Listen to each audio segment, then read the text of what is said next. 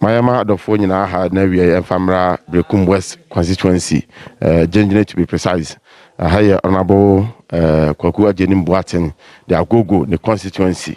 Na ne ya wo haya Odesheba TV ye ni ha keke ne mapa ekoso ya da abrene na maka so ne ma ekoso e papa bia de bebre de anya so de bebre ti papa no ba se e bo amane na hu bi honorable Kwaku Ajenim Boateng aya doye ne yi wa bono homoden se na kuafo wo mpotamu ano opese omo so omudwumadi ekoyi sabre nsu asase a etotodi e wo se omutimi di omudwuma na omudwuma no ye kama ntuhwa agrochemicals na gu ha kama honorable bono homoden na wahwe na ode ama na kuafo nyina na kuafo nya bi na omutimi di aye no ba se de be ya Ghana planting for food and jobs na aduane beba na aduane bebu na nyina benya bi adi nti se wo dwane a na wahu se no kurani dwumadi a honorable Kwaku Ajenim Boateng odine obo da kuafo no kama sabre akwanye ekoso ya wie no no ye kwan no na ye ma kuafo so aduane no ba ye se de be ye benya aduane adi me se me pa aduane sei menya aduane adi kama na won so benya bi adi na kuafo so benya sika tom botom na atimi abo mo aninti ene yu bekan ho na dwumadi e bedi nyina no wode ani adi akire ba TV so me no kasa no say ye ka kire no sa enete ye maame Madam Doris Asoma ono e wa hanom a ye ne bedi komo kakra na atimi wa school feeding coordinator maame na kasa enie na okọ regional so a obo adwumaden pa e ho no a ne magusu ko mama afinshapa afinko emeto ye ne nsan ye ho me ma happy International Women's Day. Thank you. Mama, ene ye refi hanom. Die ne be ne hanom. Oh. Me aso me ya guest wa ha. Say Brekum West the obi anim say me no mo na group na e ba MPP mo a e ka me constituencies no. Me wa ha na chairman frame say honorable say wanya farm inputs a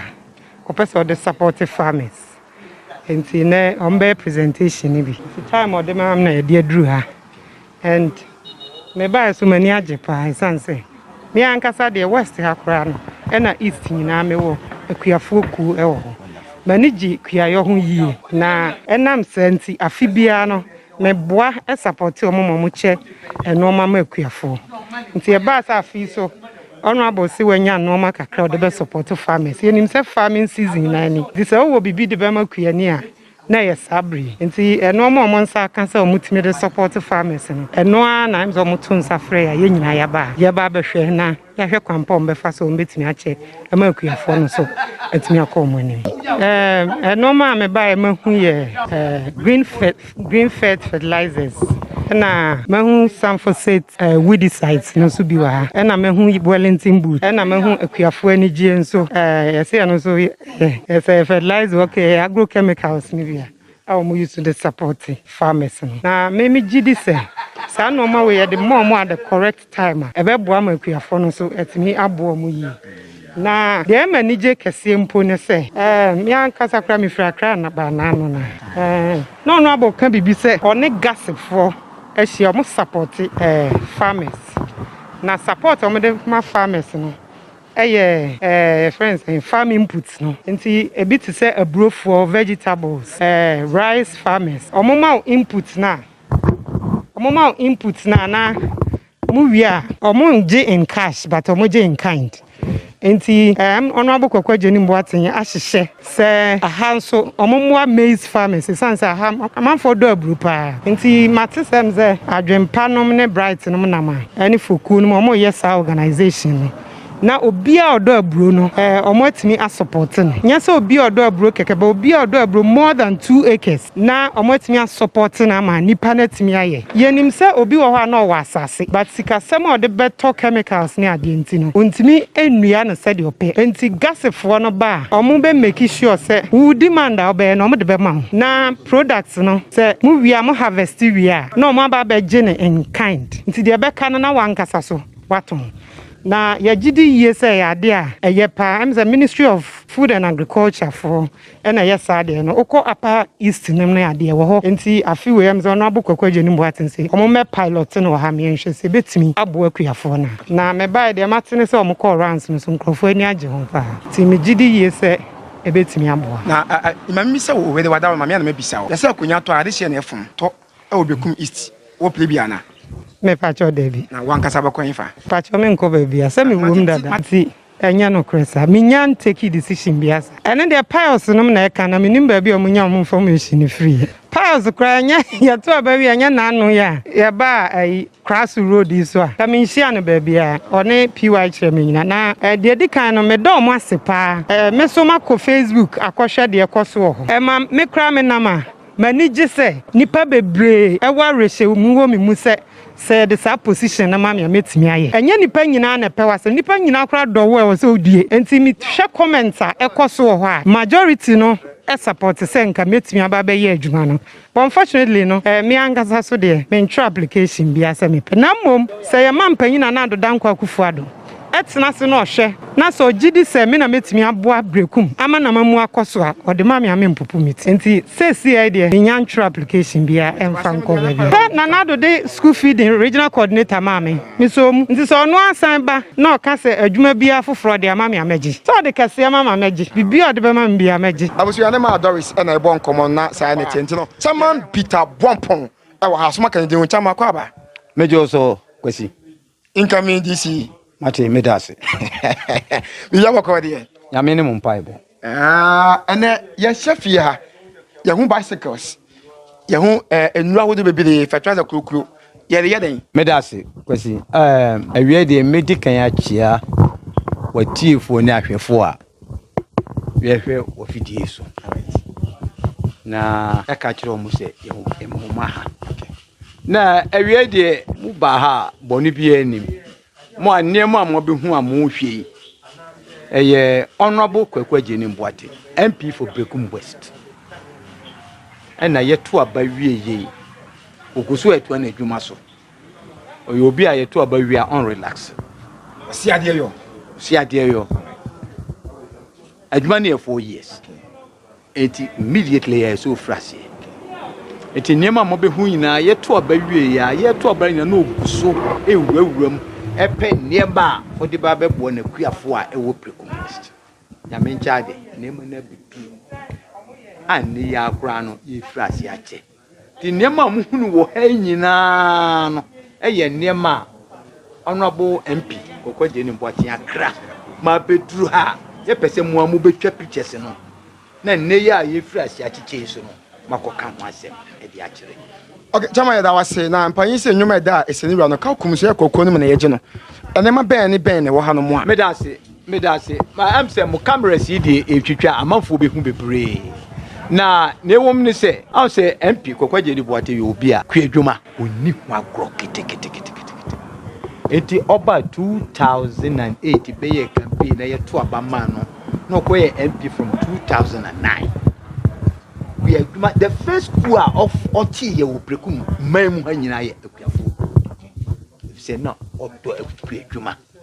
nti ofrache bu akuafo saa manne oguso ye say adwuma ye ba ye mahunne ma bebre ye ka say ebubo ni nyina so a mre ba wi ye fise ye tiako ye wo with size sikamu akita sikamu ese duru bi technology tie di nrobi tugu forma wura bia no ebese there were about 300 boxes naka wo ahasa ye be chairman Brekum West 300 boxes okay eno achi ye wo Greenfield cashofo fertilizer papa cashofo be yisu eno so ye were about 400 bags odi be chairman Brekum West wo ma eye cashew ye wa kuafu anije na ewo ho no right and also wo ma vegetables ne wo make keka ho almost here about 100 boxes no so ye be chairman Brekum West kuafu eno achi 0 square ni bia ni o kwafu ma ndo hihye chelewati abi eso she Wellington boot okay and also any go on wonderful ye wo 200 pairs wow no so ye be chairman kuafo nema no ebi bebre wo denim ni nyina no ene ye frase afri gene na yakoche ama kuafo ye be kokuru bia miken ene ye mpanimfo na wo hwese adwuma iso wo ba ko tokuro no chechema maba wo matiti kuo ye hyiehie omo enu omo ye mu da enu omo hia na de sa nema na aba na me hye mo bose ba bi ekobu beko bia no mo so ye be fra mo na mo so makobo hu dawuro ama nipa brekuman bromman Ghana ma yahu dwuma pa honorable Kwaku Agyenim Boateng odi no Brekum West ya baby say Brekum West no yenim say okuntu be ya adunu san kuntu nyina na say yayi koko bi kuro bi na yakoma mo ana kuro bia benya dwumadie potia odi no ukokuro no bi so a omo se omo do apuro ukokuro bi so omo se omo ye cash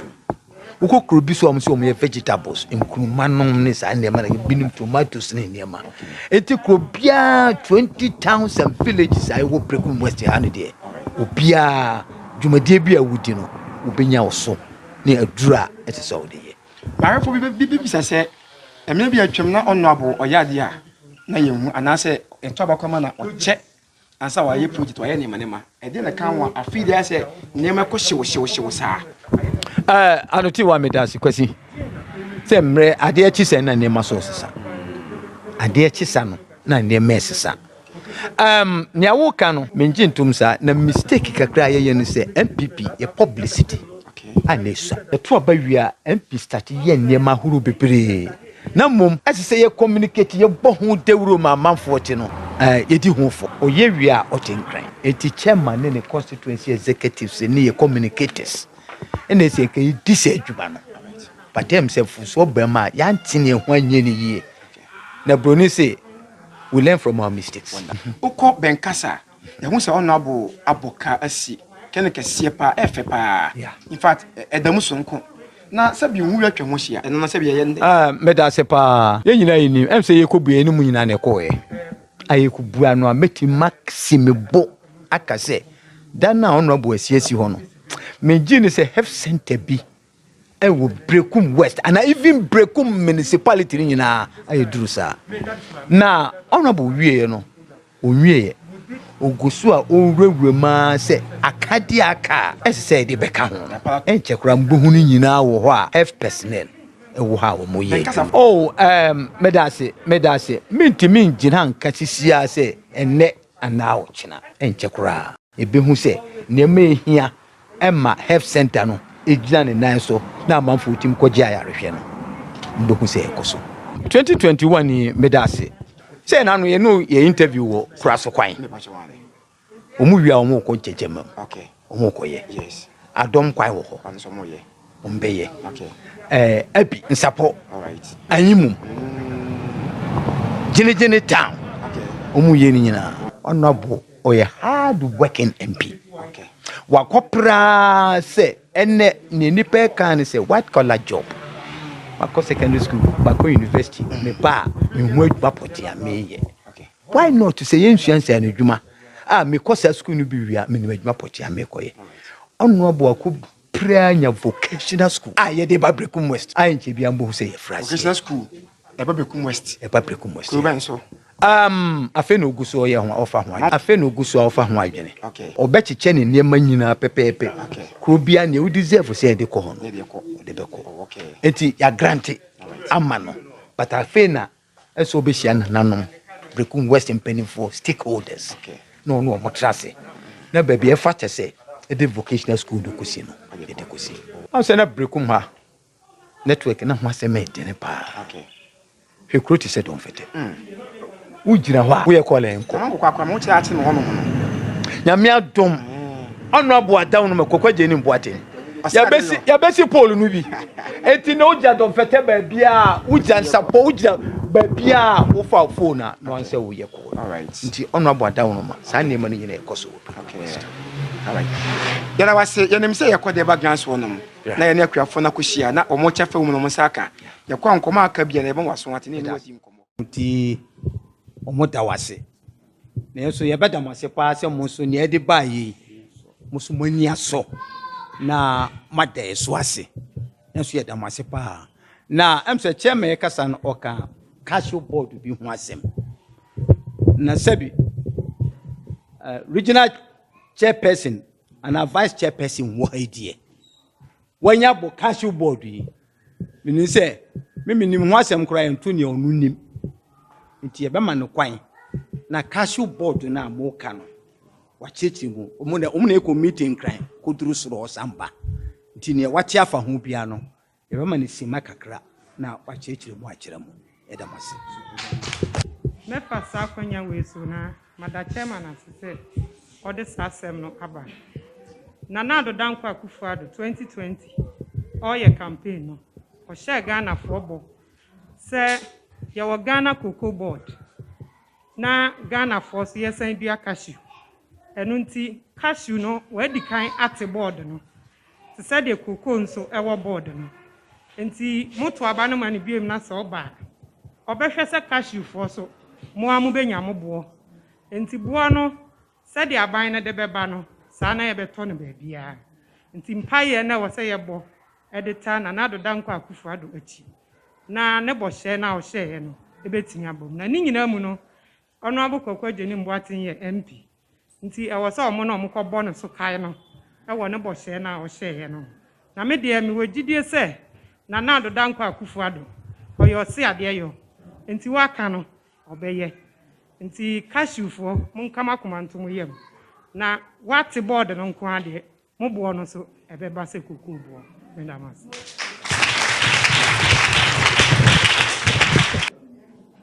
yɛde dwumadie no ebesia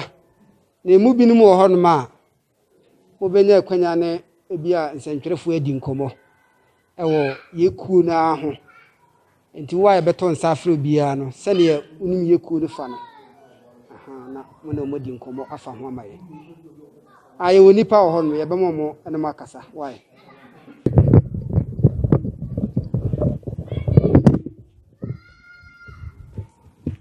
The Jumadie no pɔmpɔn so no egu so ɛkɔ ɛnkyɛ ebesi yɛne akuafo nyinaa ɔmo chairman ɛwɔ ha a ɛnɛ ɔno ne so mu a ɔgye adwo no yɛne nkɔmmɔ ne yɛnkyɛ ɔmo ɔnkyerɛ ne so ɛnkyerɛ ɛyɛ TV station akɛseɛ mmiɛnsa a ɛwɔ ha yi no chairman akɔ aba yɛ ja ɛnɛ yɛn sɛ yɛwura kɔkɔ Jenny Mboaten ampia ɔsi adeɛ ɔyɔ ɛwɔ parliament nanso wasoma ne party chairman ne ne mpanyinfoɔ sɛ ɔmo mfa nnuro na mmeka su akuafo masom yɛsɛ na mo so mo ka ɔtɔ yasom eni asɔdwo ɔbɛyɛ ma ayɛ no sɛ sɛ efiri asie na nka yɛ sɛ nkura ɛbɛpɛ nduro ama akuafoɔ no nso yɛ na yahoboa no nso nti yɛn nso yɛdi nkɔmɔ ama ne sɔ ɔnaboa so nti dwumadi a ɔno so yɛ kan yɛ a wanua antɔfɔm a ɔtɔ mu bɛyɛ ma yɛ no yɛni asɔ ɛboro so yɛ sɛ yɛde sɛ nduro no so kura ama ɛbɛma akuafoɔ no te sɛ asɛm a yɛka kyerɛ ɔmo no yɛnada ɔmo abiri bi aka hyi no so ɔmo pɔmpe so ebetumi anya aba ama kuo no so ayɛ den akɔna nim nti deɛ ɔyɛ ma yɛ no yɛni asɔ ama yɛsɛ sɛ bi yɛ den ɛmɛka ho bi dana si paa bebree yɛn ase nti cashew na motɔ bag sɛn cashew no boɔ no yɛ ha na engyina faako nti ne ɔmo de yɛn kura ma mekyerɛ sɛ boɔ no yɛ ɔgyinagyina ha titem bia no ɔmo fi sampa ɛne drɔbo no ɔmo bɛtɔ cashew no nti boɔ a ɔmo tɔ no drɔbo no ɔmo mɛtɔ no ha saa sɛ drɔbo yɛ 5 cedi a ɔmo bɛtɔ no ha bi a 4 cedi ne yɛ de kakra bi nti ɔmo de kakra to so a yɛ atɔfoɔ no a yɛde kɔ no a yɛ a yɛsesa no deɛ 4 cedi ne yɛ den yɛfa nti biribi a yɛ haw ne sɛ nka yɛ ha deɛ firi ha kɔ sampa na drɔbo no ɛnware sɛ ne boɔ no nyina tim gyina baako sɛ 5 cedi a ɛtimi sɛ 5 cedi efi drɔbo ba nyina yɛ baako ana efi sampa ba yɛ baako wokɔ saka so na wonne ha wɔ akuafo mo haw paa ne sɛn yɛ haw paa ne sɛ boɔ no a bebia ɛngyina ma yɛ ha no ɛhae nti ma yɛte cashew board no nka board no yɛte a botaa yɛde to yɛ akoma so no sɛ ebi a ɛbɛduru baabi no boɔ no ne nyinaa bɛtumi yɛ nyam te sɛ sampa deɛ no ɛnso ɛnam sɛ yɛtɔ wie no yɛhu sɛ mmerɛ a yɛayɛ kuo no ɛwɔ ha no ɛtumi yɛne hosɛ bi a wɔ ha a yɛtumi yɛ dɛ nti ɛba saa no a bi sɛ yɛsan de kɔ nti still a no ɛma ha no ɛda yɛn so boɔ no nni faako sɛ faako te sɛ ne drɔbo tɔ no 5 cedi nka ɛne ha wɔ nti na wobɛkɔ akɔsesa no adeɛ kyea wobɛba no yɛate so boɔ no ngyina faako nti ɛno ne yɛyɛ haw paa sɛ boɔ no deɛ sɛbi 5 cedi kura na ɛda baako a kɔsi afia ne yɛhu sɛ 5 cedi no wone wo kua no nti sɛ kokoo wo bag yɛ 6 million a na nka ɛda hɔ yɛ haw deɛ ɛha yɛ paa ɛbɛda wase ma yɛne papa yi so mo nkɔmmɔ ne mmra so yɛ bio na yɛnkɔ nanso kakra mekasɛm gyesɛ bi a abrante sport kakra mpɛ sɛ meka sɛ meda ɔnabɔ ɛne ne mpanyimfoɔ nyinaa yɛsi kuo no ase na yɛni nsɛ kuo no bɛtumi anyina saa nti de kɔto ɔnabɔ so anim ɛma ne nyame ayɛ adoma no aso kuo no mu ama yɛ a ɔde nnura brɛ yɛni sɔ neɛ ɔde ama yɛ nyinaa neɛ ɛbɛkɔ so so akɔ so ayɛ adwuma no yɛnsa kaduro nso a yɛbɛpɔmpe afuo no kama ɛma sɛ baa no asia no ɛbɛnya nnɔbae no ɛdodo akyɛ no afei mu nti yekoso say yesere na bo say onkoso na omoye yedwumadi a ye nyina mu eliku yedwuma nyina mu eduru ba bi so na sikasem na ayede kakra mai because ne yede beto nuro anase yede beto kukuru anase yede bebo pa akra no na ede man nti eduru ba bi say obetuma aboye bosia akra na eno no nka ebesom na yede yedwuma no kakra kwesi say no ba ne beba nti yede ona boase na na pamfo nyina kakra mpese na kam we dey yefasa kwanyo yeso e dey aseda sonko ama onabo ene ne mpanyifo ene MPP aban wo dosonko modadi a kire no we ebe hye mabuna ya nso ye de ho ahye ku adwuma mu o Brekum house west ha no enkuran ama ya yere ho aye yesra ban se wo ma we ya enso ha anase ne buo no wo mwa ye na buo no entimi nkwa ni mu se de berebia ya nso ye ni beje esan se ne ya hunu se ku adwuma no e business se ye na ye ni ya ebe boa ama ya so ya di ye nti buo no so aban mwa ye se de wa hya ase no na ye ntimi nya permanent price ya ebe boa ye nso ye betimi anya bibi afiri ku adwuma no mu o chama kasa na o kasa mu hia moto no mu ya amade be dan me pa cho se sia nuro ya mpanfo de abeche moto buru no eno na ye de be spray so na fe nso moto no so se kuafo no ekosisa kashu na eno na ye de be ko nwura mu akosisa kashu no e de abafie esan se ha na efu kwan ne wa kenya de so betimi ti se nya moto buru na ene de ba bia betimi awura e be kwa akofa kashu no abafie de mala wasipa ne mama dia sa wo waka pacho yeso yeni aso pa mai wom yeni aso ni je yie esanse ye hwema no ye fie enema na anase ye kunu ni bia ama ye ko kire no entiti ye masu hwemu saban asom na obama bo na agina ma ya ebe boa ye ma no so pa ama ya boa ye kunu ama ye masu nti da MPP aban ana ntanfo nyina da wasu de abusia ha na de dwumadie no nyina ebesi sanse yese nyame me dan kwa na me na de edi edi wa nyame adom a mepam no basa we TV akese nyina nyame show so oguso a won so wo share yakra mo